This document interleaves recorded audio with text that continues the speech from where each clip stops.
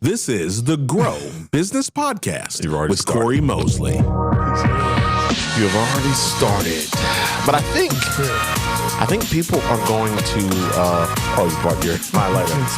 I think people are going to be very interested in the pre-conversation that we were having, because I know there's people who probably want to see you as a brown person. So we're going to be. With some color. We're looking for that. Did I miss the music? The music is come and gone. So that must mean you are at the right destination. That music and that laughter means that you're on the Grow Business Podcast. You are listening to the Grow Business Podcast, or you're watching us streaming wherever we stream on video. That's right. Because you can watch the video version on Spotify as well as YouTube. Fantastic. Glad to be here another day. I'm coming in hot today, so I'm gonna be quasi aggressively disgruntled. Maybe disgruntled isn't the right way. I'm a little jacked up. Okay. I'm a little jacked up, so I don't know. That doesn't have anything to do with the topic. I'm going to talk about the topic, but I think I'm probably going to do it in a more aggressive way today. Yeah. Folks, if you're just joining, this is the Grow Business Podcast. I'm Cory Mosley. Yeah. I'm joined by the man, the myth, the legend, LG007. Lon Graham's in the building. Voice of reason. It's good to see you, Cory. Yeah, good to have you back. And of course, pushing those buttons is our main man, Willie H. is in the building. Hit the buttons, William. Yes. We'll see how he does today. So we've got another great show. I think they're all great. Yeah. I like them.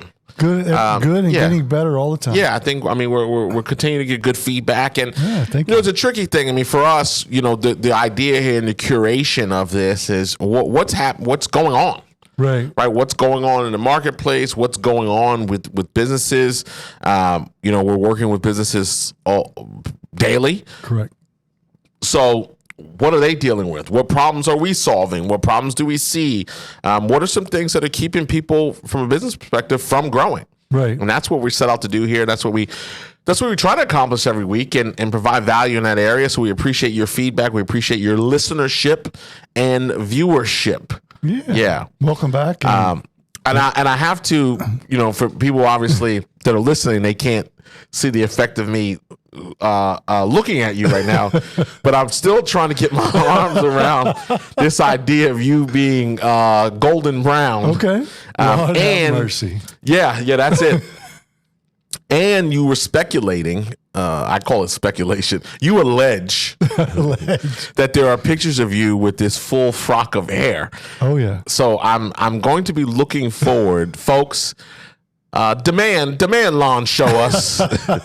Demand that Lon LG007 shows us his tan and his coif. Okay, that's what we're going to be on the lookout for. But today we're going to talk. That's a future conversation that I want to plant the seed on now. 100%. Today, though, I thought it was interesting. You know what came to me? Because it comes to me. It's like, it comes to me. You know what we're going to talk about today? I have no idea. And I like it like that. Not yet, anyway. Yeah. Today we are talking about undercharging for your services. Okay. And business owners who are not charging what they're worth, charging what they should be, charging in line with their values. And I think one of the number one reasons is fear. Okay. Right? Can I get paid that? Right. Would someone pay me for this? And then I think there's a lot of reasons within that. So I want to unpack that because I think there's things like there are people out there that are really, really good at what they do. They know their topic and it comes easy to them. Right. And sometimes people don't process the actual value proposition. Right. Because they go, oh, you know what? This is so easy. I can't charge a lot for it. Right. Go ahead. Well, it goes back to an episode in the very beginning that we talked about. One thing you said one time was, Just got really hungry. Maybe maybe I'm hangry. Maybe that's what it is right now. I'm sorry. Go ahead. There's a little rumble. Is that what's going on? Okay. Yeah, let me drink some water. Behind on fluids. Try to quench that. But it's something you said very early on. You said, I forget that not everybody knows what I know and not everybody's done what I've done. And you said that in a previous episode. Yeah. Back in the teens maybe. But the reality of it is it reinforces your point. Sometimes the things that we do, because I say this standing firmly on the ground in front of a mirror, sometimes the things that we do, we take for granted that we're good at it. And we think that other people will be good at it too because we are. And we can only see things from the inside out. We can't necessarily see it from the outside in. Yeah. Well, and I think psychologically, there's this kind of like, would someone pay for that? Right. And of course your market dictates that, who you're serving, what you're trying to serve. If you're working with businesses that are, aren't making a lot of money, if you're working with businesses that are, not even making six figures in their business, well, you probably can't be a, $5,000 a day consultant correct in that space and serve that audience. Right. But, the question is, does your value kind of extend there? Right. So we're going to share some ideas. We're going to unpack this a little bit. We'll do our usual, when we get to 3, 4, 5, 2, 1. We have a list. But we want to, we want to have value there because I see this so often. And the problem, Lon, is that it's a ripple effect. Okay. If I undercharge and I get business, I'm just creating another problem. Right. Because now I'm working. Right. I'm busy. Right. I call it the 3 Bs. Busy, booked, and broke. Okay. Right. So I'm busy. I'm working. I've got clients, but because I'm undercharging, right, it's affecting my bottom line. It's affecting revenue. And here's what I will tell you for certain. It will also affect your psychological mindset. So we have 5 pillars here: mindset, sales, marketing, operations, and people. Right. It will kill your mindset issue because you will start resenting the work that you are doing. Well, and the people that you're doing it for. Yeah, well, that's what I mean. Right. Oh God, I've got to go do X, Y, Z. Oh God, I've got to go do this service. I got to go do this. And in many cases, dude, they're paying you what you asked for. Right. Or you took a crazy deal in the interest of business, and now you regret it. You undercharged. You took a deal that you shouldn't, and now you're paying the price for that. Yeah. What are your thoughts? Or continue your thought, I should say. Well, the reality of it is that, this is a 15 episode conversation. We're going to get it done. To your point though, Cory, is that when you undercharge and you're busy, it's hard to break that cycle because because talking about mindset, it's easy to justify, well, I'm getting this business because of what I'm charging. Right. And then you get busy and then you've got to say, I can't go to my kid's ball game because I got to go to work with somebody who's, I got to go finish this project. Sure. I got to go finish this consulting deal. Right. So it does become this self-fulfilling prophecy. And the thing that people, and I've worked with people who wouldn't raise their price for 5, 6, 7 years. And I got to think they were getting better over that period of time. Right. Their work became more valuable, yet they're like, I don't know if I can charge a little bit more. I don't know if people will pay that. And some of it is the false sense of security that you're getting work. And some of it is the underappreciation of what your abilities are, or underconfident. Well, I think and you're delving into, and you're right. There's a lot of sub shows that need to be created here, because like even in what you just said, there's also the element of charging new business and then having to go back and raise prices.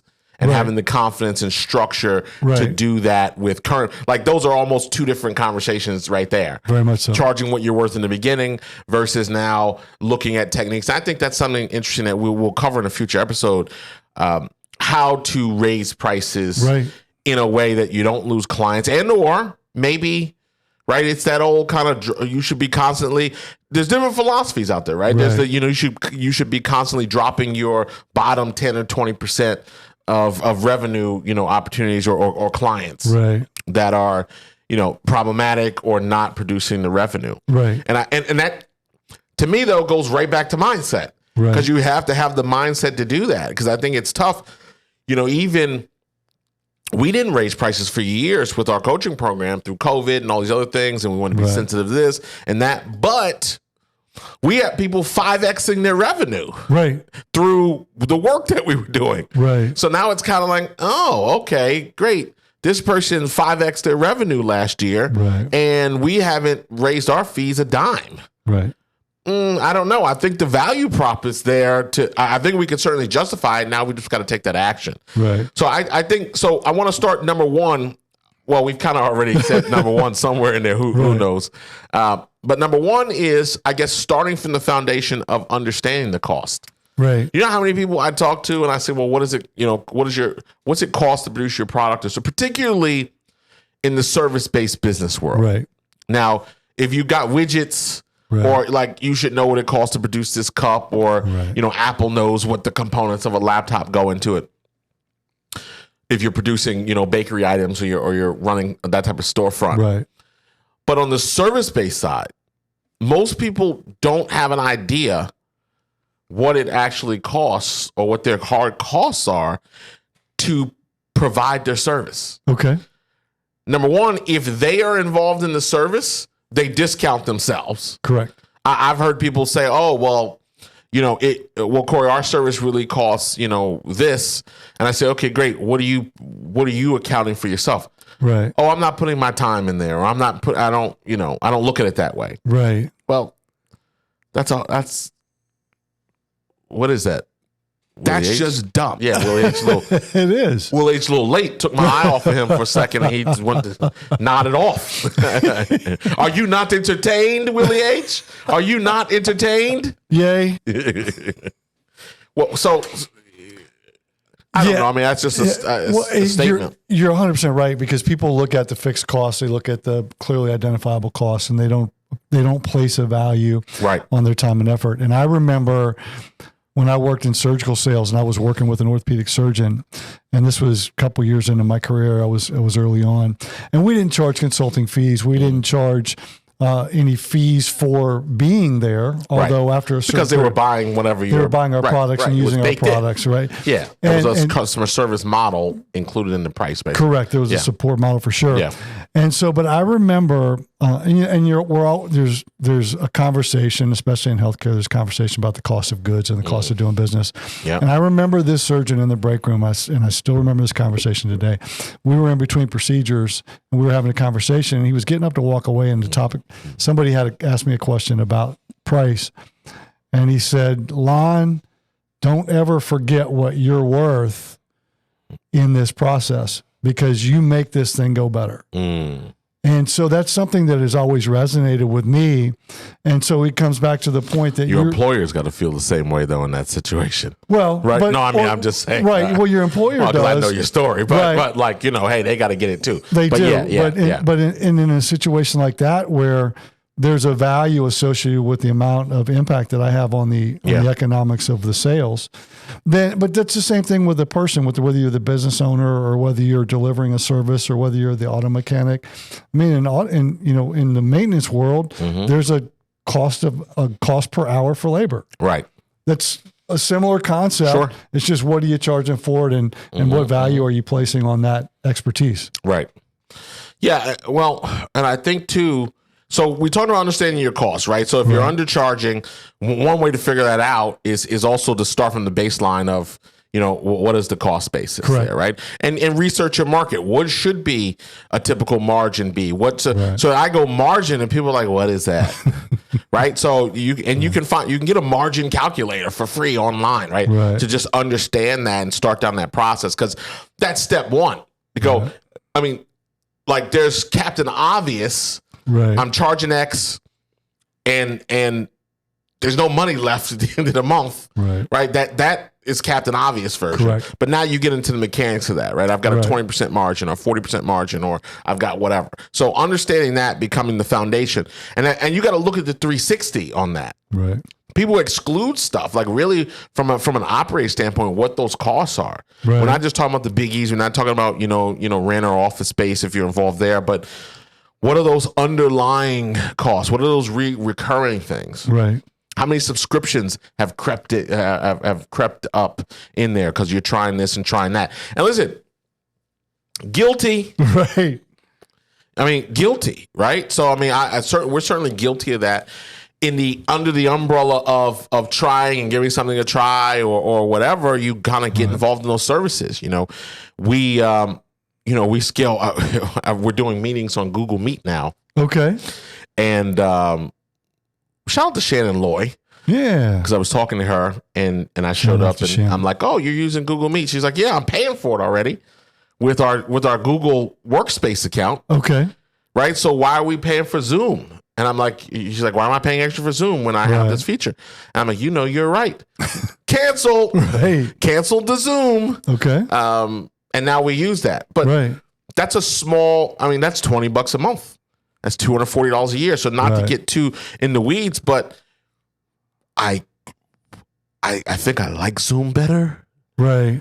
But I'll make this work. But you're not using it so much, and you don't like it better. Right, and it's $20 just for me. But now we've got other team members who were using Zoom that now use Google Meet to have their meetings. So it's really, for us, it's probably closer to $100 a month in savings for not having to do that. But understanding that cost, correct, is number one. Number two, and they kind of go together, is evaluating the market. Yes. So you might have been competitively priced at one time, and now the market is just kind of completely, gone by or completely changed. Right. And I think back to there were just different businesses, like website businesses, other businesses that the reoccurring model is prolific now for just about everything. Right. I can't think of anything now that doesn't have a reoccurring. They just opened a dog care car. I was getting ready to call it a car wash. It's a dog wash. Okay. So you take your pet there, they wash your dog, they do the nails, they clean the ears, they brush the teeth, and you can come once a month. It's a subscription. Okay. So you pay monthly to be able to come drop your dog and have somebody, grind the nails down and do all this stuff. Right. Everything's a subscription. Yes. Well, and it's more predictable. Right. And it's consistent revenue. So the subscription model, to your point, the subscription model makes it easier for you to project revenue. Right. Yeah. And the question you've got to ask yourself, has the market changed? I haven't changed with it. I have this conversation with consultants all the time. You're nuts if you're charging day rates, or I have this conversation with trainers, coaches, consultants, if you're charging day rates. Okay. If you're trying to get people to buy into the day rate. Right. Because you're going to have trouble going higher. Right. Because the value assessment is going to be different than versus retainer or reoccurring model for an exchange for services. So that's one of those areas where, okay, great. You want to go from $3,000 a day. You want to be a $10,000 a day consultant. Right. That's a tougher sell to somebody. It is. To work with them. Because it's like, what am I getting for that? Right. How much can you do in a day? Right. And then you go down that rabbit hole of your value and the old, you don't pay me for, I don't forget how it goes. Like you don't pay me for 15 minutes. You pay me for my ability to do it in 15. You know what I'm talking about? Right. Yeah. There's a couple different ways it goes. One is what you just said. You don't pay me for the hour on stage. You pay me for all the work that I put into making the hour on stage the most effective. Right. Or you don't pay me for the day. You pay me for what I bring to the day. Yes. And the reality of it is that if you're not getting better, then that's a completely different question all the way around. But as time goes on, and as you do more of this, you are getting better. Why not create an environment where it's easier for you to take advantage of the value that you're bringing by increasing what you're making for it?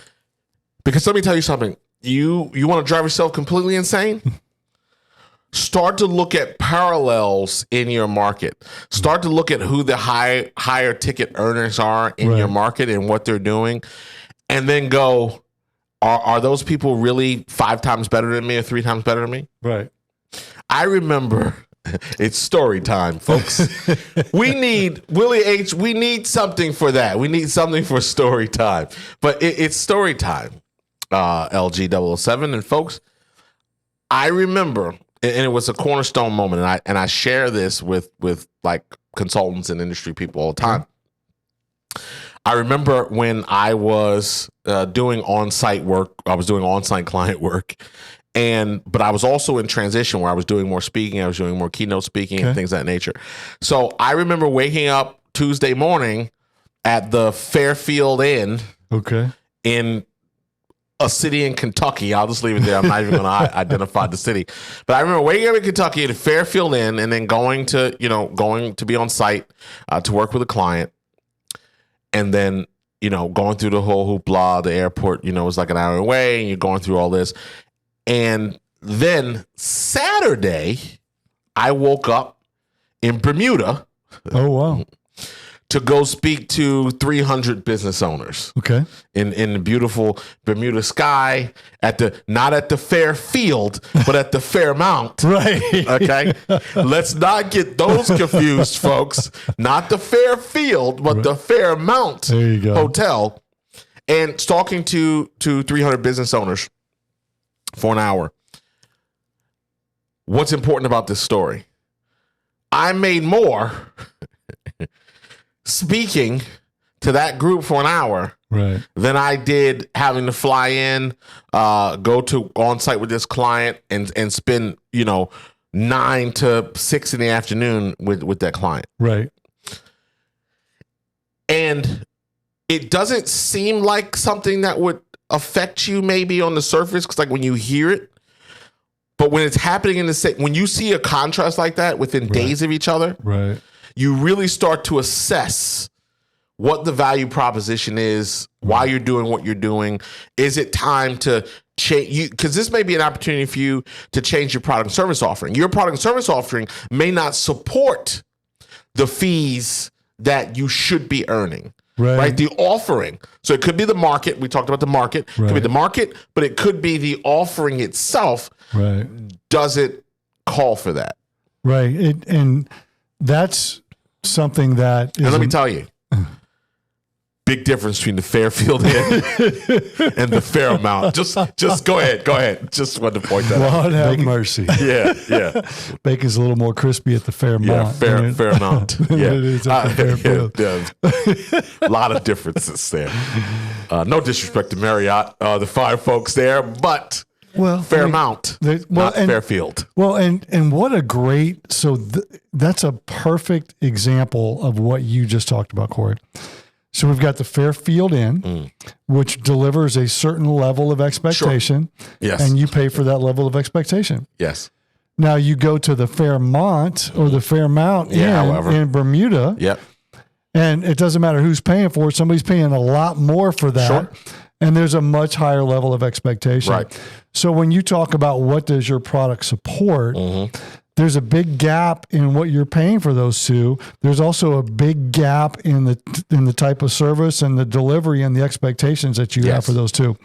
So if you're going to raise your price, you're going to need to increase the value of the product that you provide as well. Yes, and that is beautiful because you're leading us into number 3. Look at that. It's almost like he knew William H. Voice of reason. Yes, almost like he knew that. Number 3 or 4, wherever we're at. We're in the list. The next one. Right, exactly. Consider your value proposition. Yeah. That's exactly what you were talking about. Yeah, 100%. So what makes your service unique? Are you offering something that goes about, and we were talking about, you've heard us talk about USPs before. Correct. And how you can be unique within the niche, but this is a great opportunity, right? Is there something exceptional that you're offering? Is there a point of contention, right? Domino's never made the best pizza. Right. They were known for their fast delivery time. Correct. That was the ball game. Oh, they get it here hot and fast and ready and all this other stuff. It never was. Now the pizza's much better now, so they say. But they were never winning the taste test back in the day. Right. but it didn't take 45 minutes or an hour. I feel that way about Jimmy John's. Okay. I don't think Jimmy John's makes the best sub sandwich. Okay. But they move very fast. Right. I've had the sandwich on the rack by the time I tap to pay. Right. You tell them what you want when you're done tapping. Yeah, and they're almost listening before the order goes in. Like those guys are already on it. So that thing's up. So they're like, if I want fast and efficient, even their delivery, they're on it. They're kind of like the Domino's of that. But I don't know that they have a better, the best sub sandwich out there. Right. Well, what they've done is you talk about their USP. Yeah. Fast. They offer free smells, they said. Hold on. That's what this sign. That's right. Willie H is looking at me. That's what the sign says. Hold on, Buckaroo. You come in for free smells. Right. That's right. Like the bread or whatever they're trying to say. I don't know.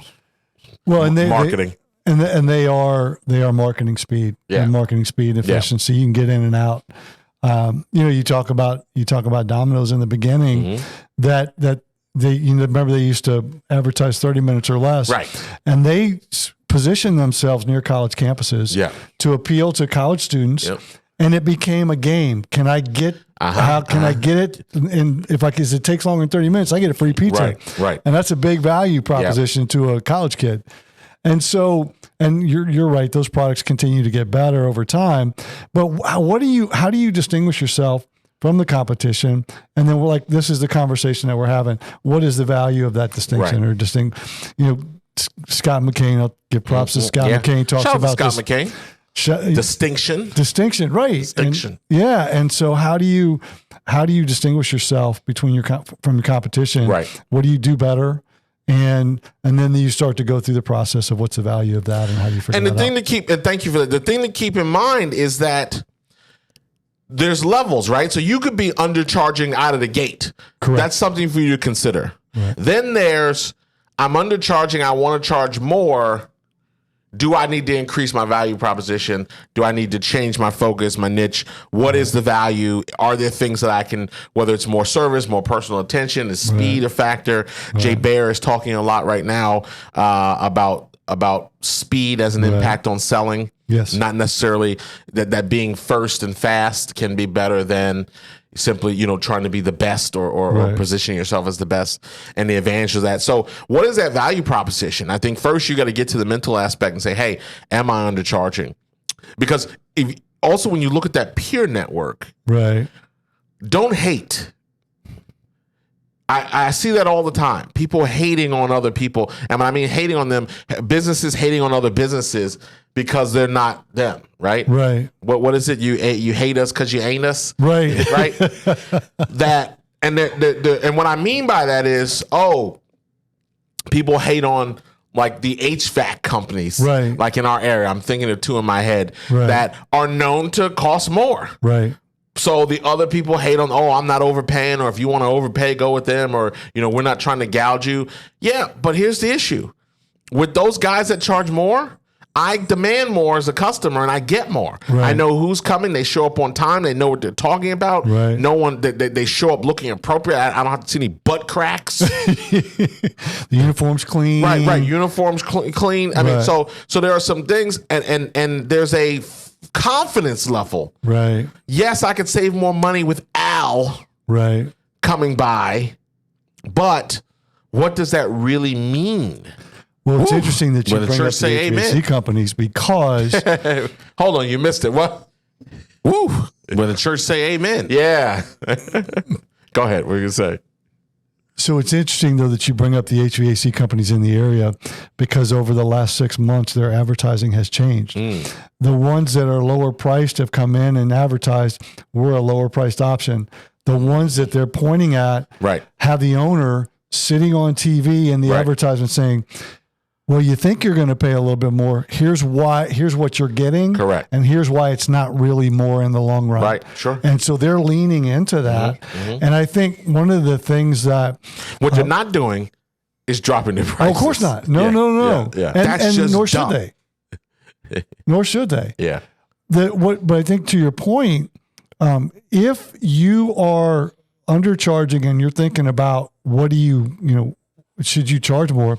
Sometimes the way to charge more is to target a different audience. Right. Sure. Yeah, I say this all the time. Walmart's $1 billion company. Nordstrom's a $1 billion company. 100%. Right? They serve. I don't believe in my lifetime I will see Ferragamo shoes available at my local Walmart. I don't think you can get a Gucci wallet, legitimate.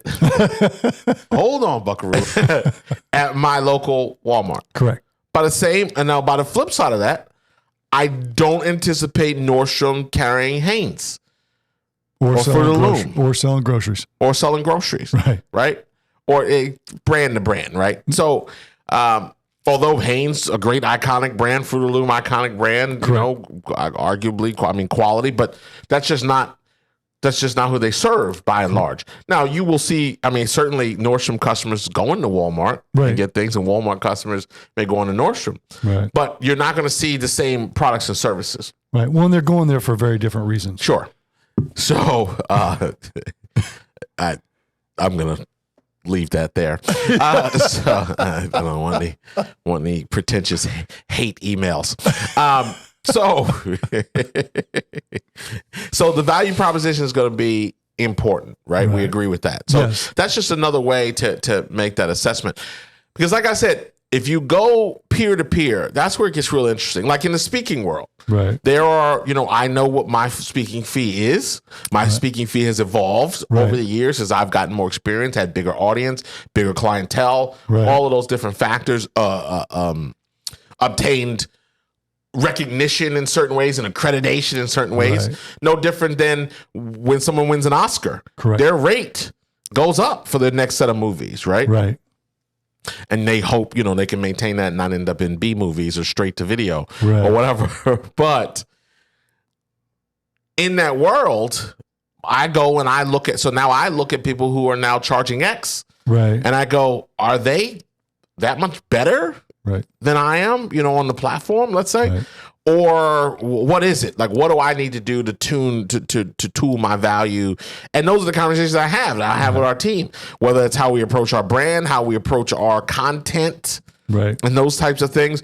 We need to make those adjustments. So if we want to raise fees, we have to be able to make the value go there. Right. And if you want, here's the one thing that we're talking around, and we'll make it a straight line.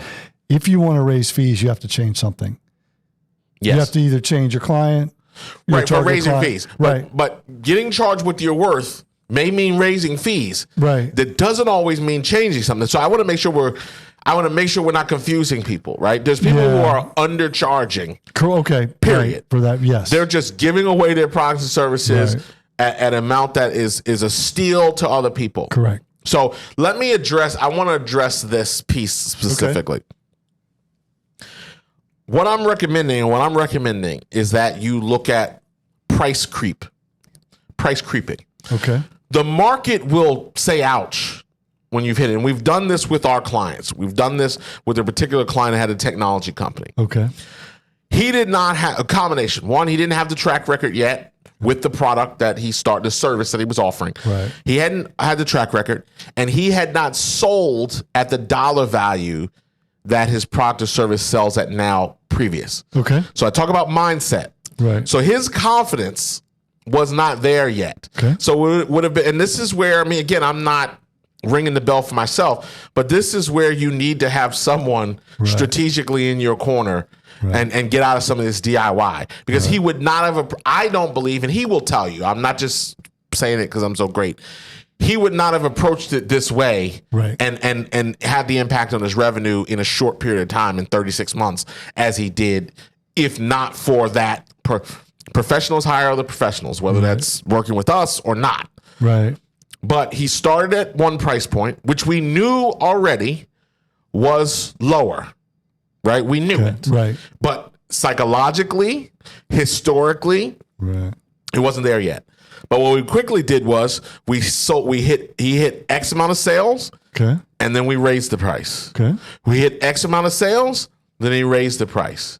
Now it went from 0 clients to 20 clients to 30 clients, then we raised the price. And we kept raising that price over about a 24-month period until the market started saying, Okay. I'm going to have to check with more until the CMOs, he sells in the SaaS, so larger companies or startup companies, multi-million-dollar companies, until they started saying ouch a little bit. Right. His costs have not changed. His margins have grown now. Correct. And his confidence now with 200 clients later, his confidence is higher. And that's what so I want to be that's a very clear, that price creep, because the market will do that. And so we started hitting. So when we saw a tweak in close rate, because the presentation was the same, but then we saw the close rate was lower. Now it became okay. And this is why debriefing in deals, another topic that we could talk about. But this is why I told you I was going on a rant today. Right. But this is why debriefing in deals, lost deals too. Right. Don't just mark them deleted. Like, you want lessons learned. Right. So now what we saw was, okay, this was off. What were we hearing? What feedback? Deals were taking longer to close. Other people need to get involved. We potentially were exceeding the threshold authority in these SaaS companies and these startup companies, right? You've got the dollar value authority. Right. This guy can sign, this guy or woman, guy being universal, can sign for anything $10,000 or less. Right. Over 10 grand, that's another meeting. Right. And we got to loop somebody else in. Right. So we started to look at that too. So you can be intentional in that strategy, but use that price creep. Your next customer, charge more. Your next prospect, your next lead, add X amount of dollars, percentage to it, and see what happens. The market will tell you. Yeah. Go ahead. Well, and one of the things that rehydrate while you. One of the things that one of the underlying things that you said right there, Cory, though, is building your confidence. We talk about mindset as one of the 5 pillars, building your confidence. So by gradually increasing your rates and gradually adding to your portfolio, you're adding more clients, so you're getting more confident in your ability to add clients. Yep. You're getting more confident in your ability to deliver. So instead of just doubling your rate, what you did was you said, okay, we're going to do X amount for the next X number of clients. And see how it goes. So it's a confidence building exercise as well. Yes. So that's something that's important, because one of the things that we talked about in the very beginning is maybe you just don't believe in yourself enough. Right. And this is a way to build. Does it really work? Right. People would come up to me when I was training, like specifically, not consulting, but really training, like do this step training. And I'd come back. So most of the time, my on-site work was overtime, right? You'd come back 3-4 visits or maybe throughout the year. And I'd come back and inevitably somebody would come to me and say, oh, Cory, that thing worked. And it's almost like they want me to be shocked. I said, what would you like me to do with that right now? I knew it would work if you did it. And I remember Otto working with a particular car dealership that had shout out to Joe Lynch that had a salesperson there. So they were primarily in the Hispanic market. Their area was very Hispanic. Okay. So a lot of their clientele, of course, spoke Spanish. So I'll never forget the sales. She was a young sales girl, a lot of energy, a lot of excitement. And this exact same scenario came up. She said, "So I want to tell you that thing.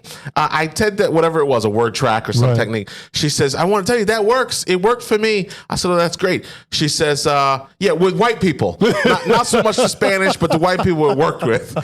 And I said, I'll take it. That was one more customer you were able to close. So if now you have something new in your arsenal exclusively for white people, then we'll take it, right? That's awesome.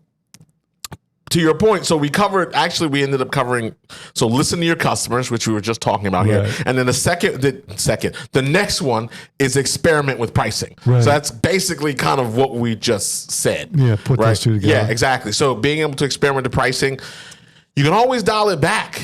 Right? You can always offer an incentive. You can always offer a deal. There's always ways to worry about that if you're concerned, in that area. But really, I think so many people out there, and Lon, we're starting from a baseline of you've got a good product or service. Right. Well, that's I'm not going to get into if you're selling crap. No, you don't raise your prices on crap. Right. So we're giving everybody the benefit of the doubt, particularly people who would listen. If you're taking the time to consume podcast content and learning content, you're probably not like it's not the get over podcast, right? Or that type of thing. I'm fresh off of watching this Netflix about the Bitcoin guys. Boy, they ran what a hustle they were running. What a hustle they were running. Just making up stuff that wasn't even so people like that aren't consuming. Correct. You know, they're consuming other types of content, right? Scammy type content. So experiment with the pricing, listen to your customers. And then the last one, not a commercial, but it's just how it lined up. Right. Get professional advice. 100%. Professionals hire professionals when they need help. Right? So if you're unsure about your pricing strategy, right. Now this could mean a couple different things. This may be financially from the standpoint of the conversation about knowing your margins, understanding your costs. That professional may be a financial advisor or a outsourced CFO or someone who consults on those issues. Right. Or it could be a business coach or a business consultant or that type of thing. So, but at the end of the day, personalized advice. Yes. And I don't want to sound like the old cliche, right? Spend money to make money kind of deal. Right. But it's such an interesting dynamic. I'm stunned by the amount of people who want to go it alone. Right. Or try to go it alone and then are disappointed in their results. Right. Yeah. The reality of it is that you can't know everything. Yeah. That's the reality of it. Ever. You can't know everything. Right. So if you can get somebody who has experience in the area that you want to get better, right, whether it be looking at the books and having a fractional CFO, you hire somebody to come in and do your books for you, or look at your profit margins, or understand, like we talked about in the beginning, strategic planning, right? Give you and give you some things to look at a little bit differently from a financial standpoint, right? And oftentimes, if you are in a service business, finances aren't your strength. Right. I mean, because you're good at what you do, not at what somebody else Unless your does. service business is CPA, accountant, correct, right. Bookkeeping, right, is your deal. Then you got to get better at the other stuff. Right. But the thing to keep in mind is undercharging, of course, undermines your financial health, devalues the services. Right. Now, this isn't simply a switch. Right. The hard truth that you may need to ask yourself is, am I undercharging? Right? I need to fix that. But what skills, how do I need to skill up? Right. Do I need to improve my marketing? Do I need to improve my sales skills? You know how many people running businesses never attended a sales course or sales training course? Yeah. That's hard. It's hard to sell if you don't know if you don't know how to sell. Right? Oh, Cory, I read a book in the 80s. Lord have mercy. Yeah, exactly. Perfect. So, I think, and information's everywhere. We'll save the debate of should you pay for a course or just go on YouTube or whatever. The information is abundant. Correct. So adding that skill, adding something to your repertoire that may not be there, adding something to your product or service. But first and foremost, getting in line with your value. You are valuable. You are bringing products and services to the market that help people. And you need to be paid accordingly. You should not be struggling through that process. And I undercharged for years, so I get it.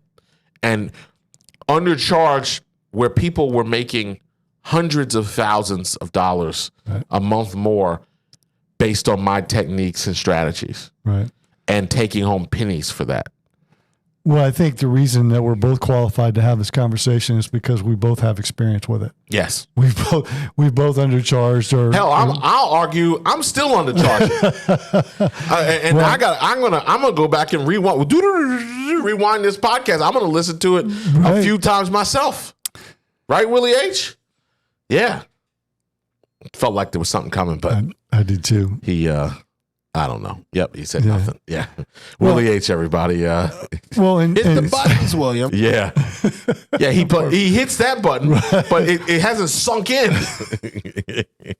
The dynamic hasn't sunk in.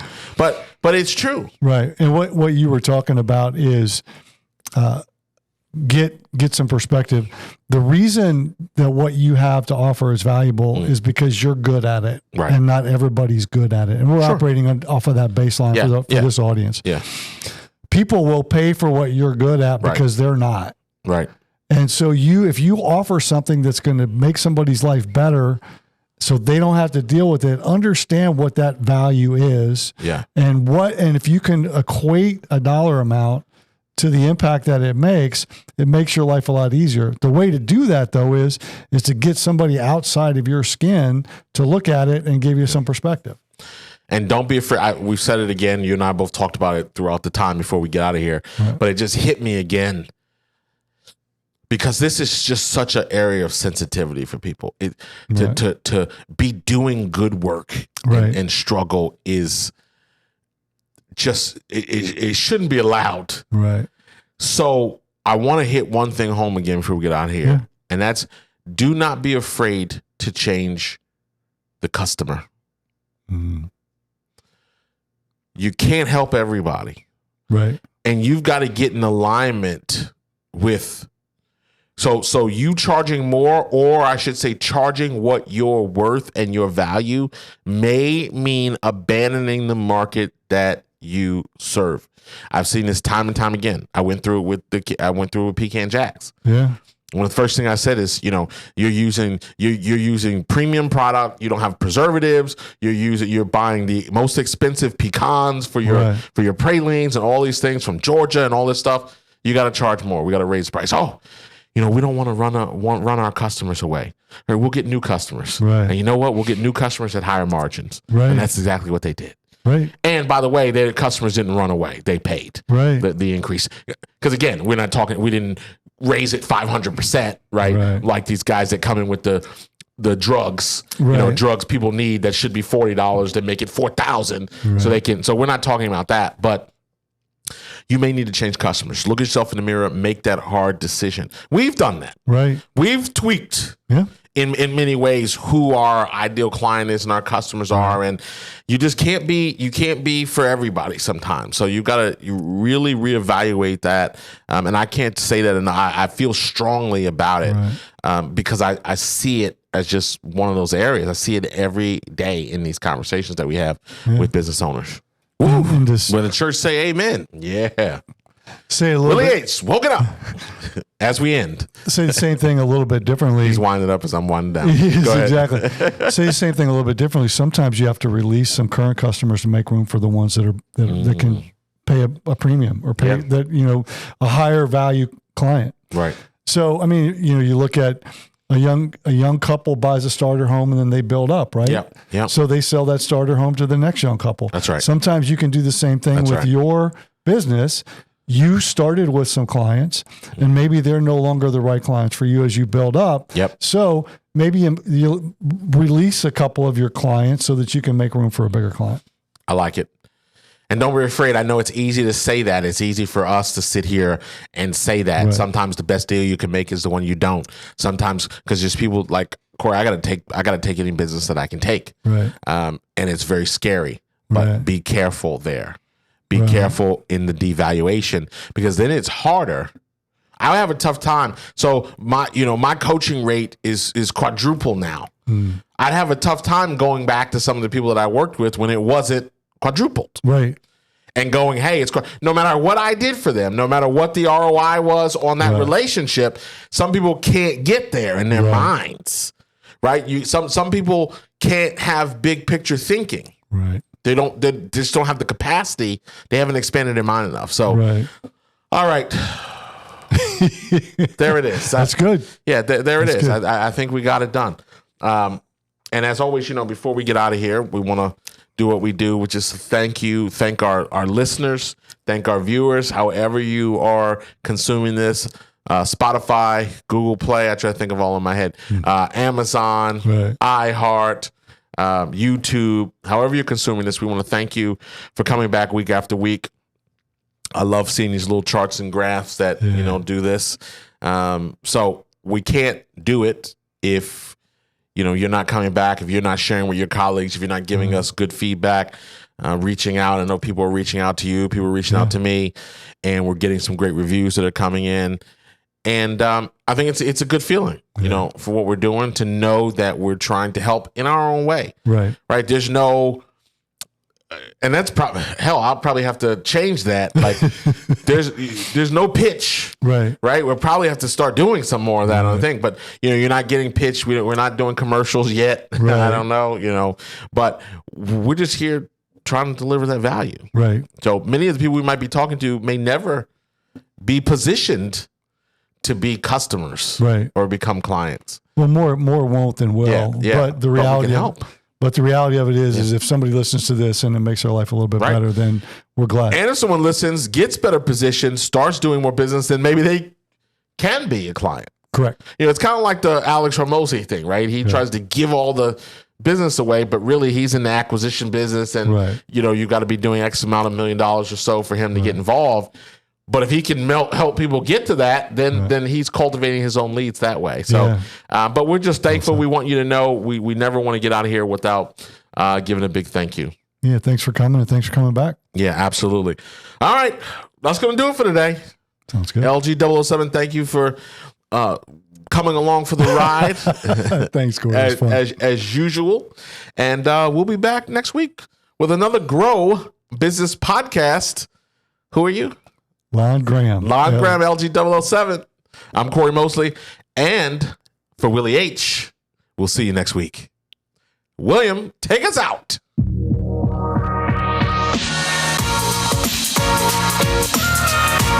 Out, away. Yes, off we go. But people, it's a problem. People leaving dollars on the table, fear, all those things drive. Yeah, and there's no one solution, which is why it's so important to get other people. Well, I mean, that's a big one. That drives so many things, especially this. When you talk about where do you start with your pricing, that is a total problem, or lack of 100%.